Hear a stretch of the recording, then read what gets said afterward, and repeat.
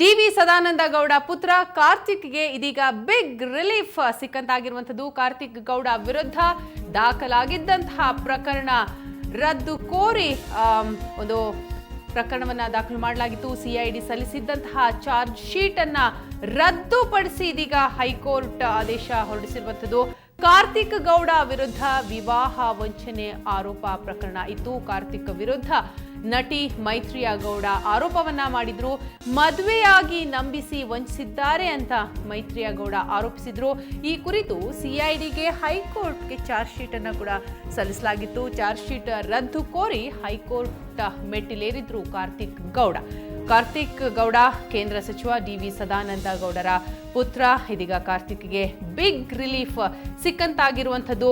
ಕಾರ್ತಿಕ್ ಗೌಡ ವಿರುದ್ಧ ದಾಖಲಾಗಿದ್ದಂತಹ ಪ್ರಕರಣ ರದ್ದಾಗಿದೆ. CID ಸಲ್ಲಿಸಿದ್ದಂತಹ charge sheet ಅನ್ನ ಈಗ ಹೈಕೋರ್ಟ್ ರದ್ದುಗೊಳಿಸಿ ತನ್ನ ಆದೇಶ ಹೊರಡಿಸಿರುವಂಥದ್ದು. ಕಾರ್ತಿಕ್ ವಿರುದ್ಧ ದಾಖಲಾಗಿದ್ದಂತಹ ಪ್ರಕರಣ ರದ್ದಾಗುವ ಮೂಲಕ ಕಾರ್ತಿಕ್ ಗೌಡಗೆ ಬಿಗ್ ರಿಲೀಫ್ ಸಿಕ್ಕಂತಾಗಿರುವಂಥದ್ದು.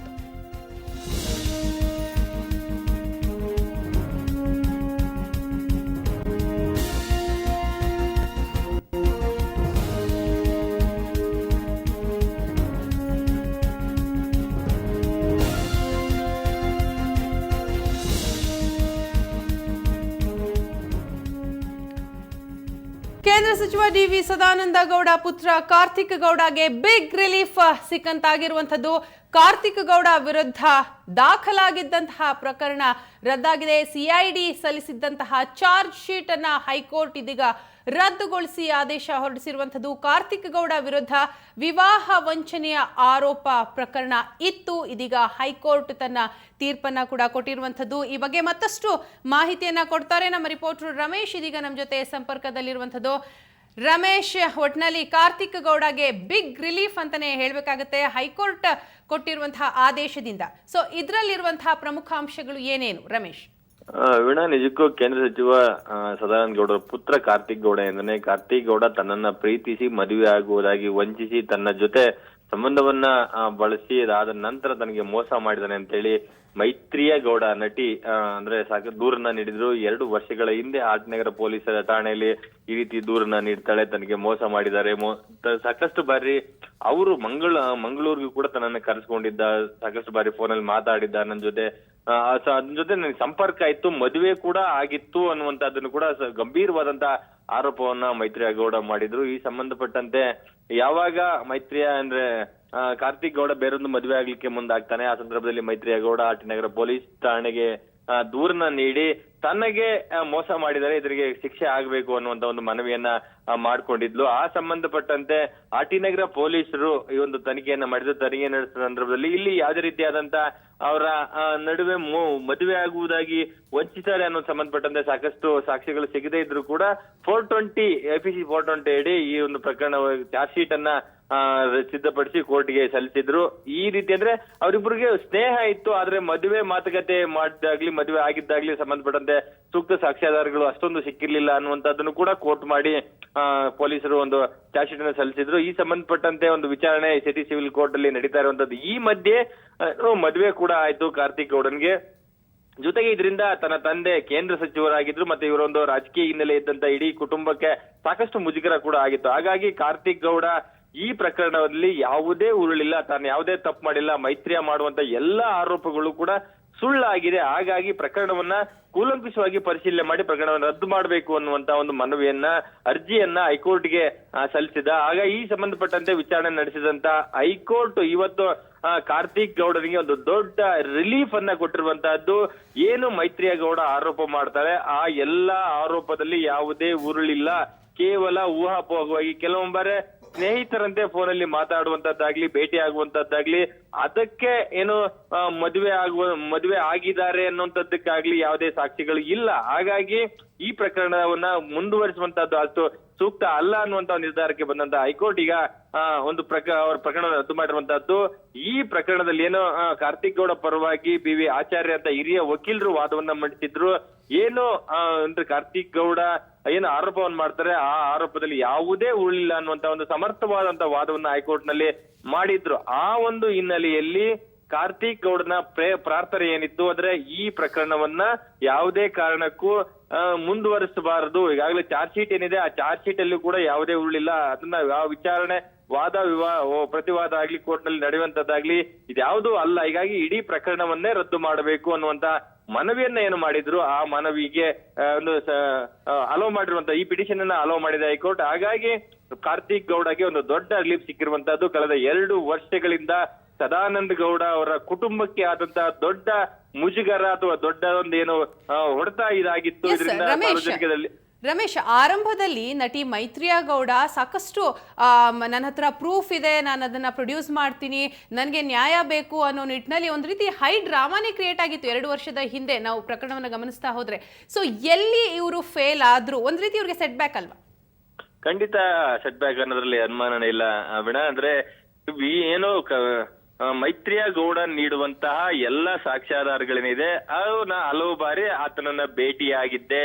ಒಮ್ಮೆ ಏನು ಮಂಗಳೂರಿಗೆ ಹೋಗಿ ಅವರ ಮನೆಗೆ ಹೋಗಿ ಬಂದಿದ್ವಿ ಅನ್ನುವಂತದ್ದೇನೋ ಒಂದಷ್ಟು ಸಾಕ್ಷಿಗಳನ್ನ ಏರ್ ಟಿಕೆಟ್ ಅನ್ನ ಕೊಡ್ತಾರೆ. ಜೊತೆಗೆ ಇಲ್ಲಿ ಭೇಟಿ ಆಗಿದ್ದನ್ನಾಗ್ಲಿ ಫೋನ್ ರೆಕಾರ್ಡ್ ಅಲ್ಲಿ ಮಾತಾಡಿದ್ದನ್ನ ಕೊಡ್ತಾರೆ. ಅಂದ್ರೆ ಎಷ್ಟು ಸಮಯ ಅವ್ರ ಜೊತೆ ಮಾತಾಡಿದ್ರು ಅನ್ನೋದು, ಅಂದ್ರೆ ಏನ್ ಮಾತಾಡಿದ್ರು ಅನ್ನುವಂಥದ್ದಕ್ಕೆ ಸಂಬಂಧಪಟ್ಟಂತೆ ಕೂಡ ಯಾವ್ದೇ ಇರಲಿಲ್ಲ. ಅಂದ್ರೆ ಒಬ್ಬ ಸ್ನೇಹಿತನಾಗಿ ಅಂದ್ರೆ ಕಾರ್ತಿಕ್ ಗೌಡನಿಗೂ ಮೈತ್ರಿಯಾ ಗೌಡನಿಗೂ ಒಬ್ಬ ಕಾಮನ್ ಫ್ರೆಂಡ್ ಆಗಿ ಕೆಲವರಿದ್ರು.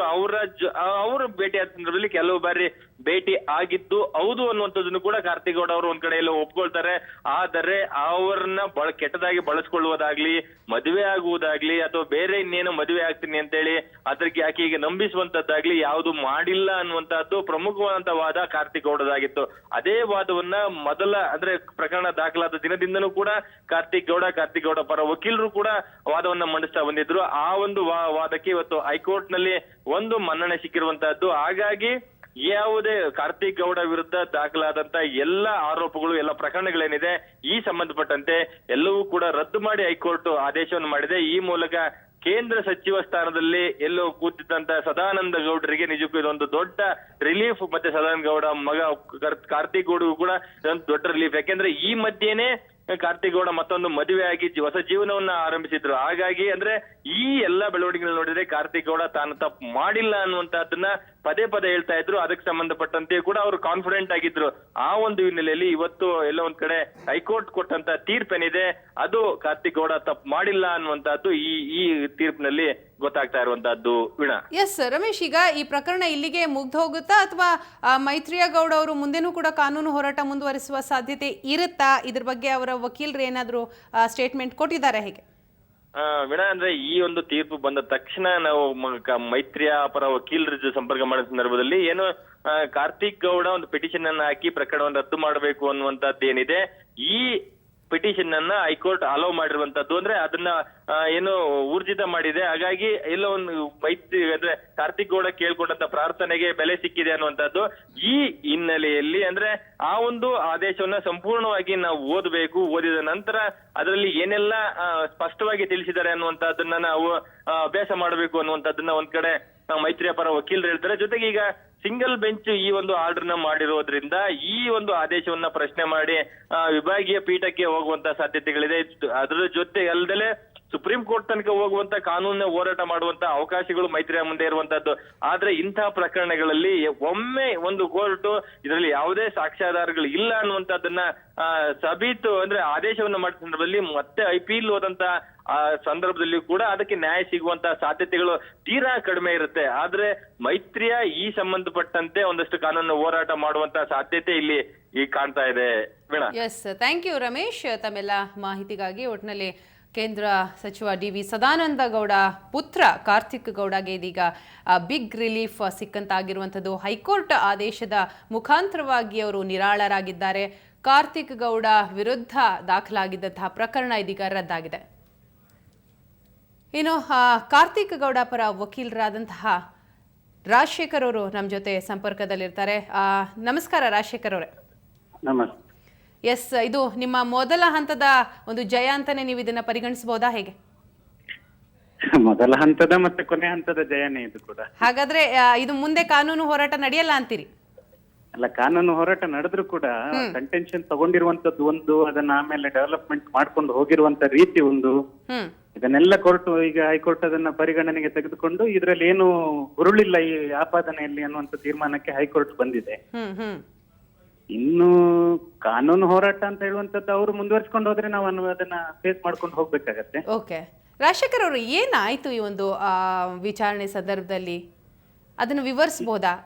ಎಲ್ಲಿ ಇವರು ಮೈತ್ರಿಯಾ ಗೌಡ ಅವರ ಒಂದು ವಾದ ಮಂಡಿಸುವಲ್ಲಿ ಎಲ್ಲಿ ವಿಫಲರಾದ್ರು, ನೀವು ಎಲ್ಲಿ ಸಫಲರಾದ್ರಿ, ಇದನ್ನ ವಿವರಿಸ್ಬೋದು? ಇಲ್ಲ, ಅವರು ವಿಫಲರಾದ್ರು ಅಂತ ಹೇಳೋದಕ್ಕಿಂತ ಜಾಸ್ತಿ ಆಪಾದನೆಯಲ್ಲಿ ಯಾವುದೇ ರೀತಿಯ ಒಂದು ಹುರುಳಿಲ್ಲದೆ ಇದ್ದದ್ರಿಂದಾಗಿ ಮತ್ತೆ ಕಂಟಿನ್ಯೂಸ್ ಆಗಿ ಸ್ಟೇಟ್ಮೆಂಟ್ ಒಂದಕ್ಕೊಂದು ಬದಲಾವಣೆ ಮಾಡ್ಕೊಂಡು ಹೋಗಿತ್ತು.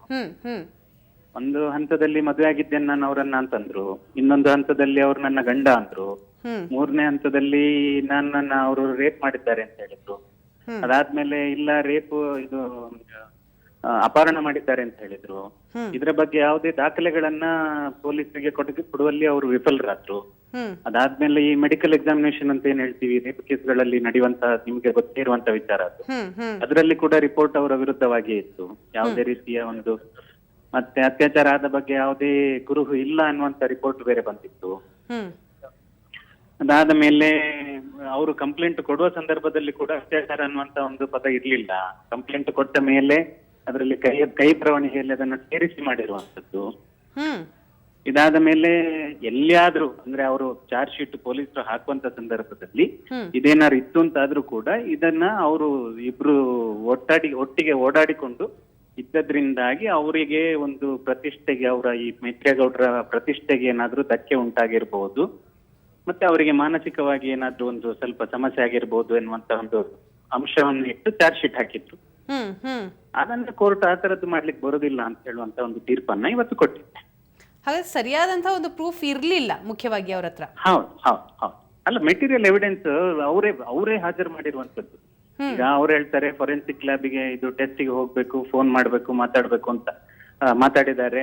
ಅದರ ಬಗ್ಗೆ ಟೆಸ್ಟ್ ರಿಪೋರ್ಟ್ ಬಂದಿದೆ, ಅದು ವಾಯ್ಸ್ ಒಂದೇ ಇದೆ ಅನ್ನುವಂಥದ್ದು ರಿಪೋರ್ಟ್ ಬಂದಿದೆ ಅನ್ನುವಂಥದ್ದೆಲ್ಲ ಸ್ಟೇಟ್ಮೆಂಟ್ ಕೋರ್ಟ್ ಅಲ್ಲಿ ಹೇಳಿದ್ರು. ಅದನ್ನೆಲ್ಲ ಪರಿಗಣಿಸಿಯೇ ಅವರು ಮಾತುಕತೆ ಮಾಡಿರಬಹುದಾದಂತ ಸಂದರ್ಭಗಳು ಇದ್ರೂ ಕೂಡ ಅದು ಯಾವ ವಿಚಾರದಲ್ಲಿ ಹೇಗೆ ಮಾತಾಡಿರ್ತಾರೆ ಅನ್ನುವಂಥದ್ದು ಇಲ್ಲದೆ ಇದ್ದದ್ರಿಂದಾಗಿ ವಾಯ್ಸ್ ಮ್ಯಾಚ್ ಆದ ಮಾತ್ರಕ್ಕೆ ನಿಮಗೆ ರೇಪ್ ಆಗಿದೆ ಅಥವಾ ಅಪಹರಣ ಆಗಿದೆ, ಮೋಸ ಆಗಿದೆ ಅಂತ ಹೇಳಕ್ ಆಗಲ್ಲ ಅನ್ನುವಂಥ ತೀರ್ಪನ್ನ ಕೋರ್ಟ್ ಕೊಟ್ಟಿದೆ ಇವತ್ತು. ಓಕೆ, ಅಂದ್ರೆ ಸುಮ್ನೆ ಆರೋಪ ಮಾಡಿರುವಂತದ್ದು ಅನ್ನೋದು ಮೇಲ್ನೋಟಕ್ಕೆ ಗೊತ್ತಾಗ್ತಾ ಇದೆ, ಯಾವುದೇ ಸರಿಯಾದ ಸಾಕ್ಷ್ಯಾಧಾರಗಳಿಲ್ಲ. ಇದರ ಹಿಂದಿನ ಉದ್ದೇಶ ಏನಾದ್ರೂ ಇರ್ಬೇಕಲ್ವಾ ರಾಜಶೇಖರ್ ಅವರು?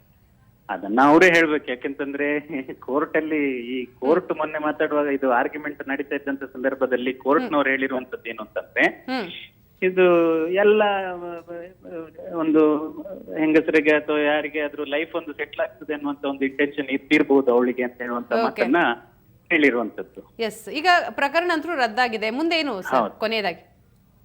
ಮುಂದೆ ಇನ್ನೀಗೇನಿಲ್ಲ, ಈಗ ಇಲ್ಲಿಗೆ ಮುಗೀತು ಆ ಒಂದು ಇದಕ್ಕೆ ಪ್ರಕರಣಕ್ಕೆ ಅಂತ್ಯ ಹಾಡಿದೆ ಹೈಕೋರ್ಟ್.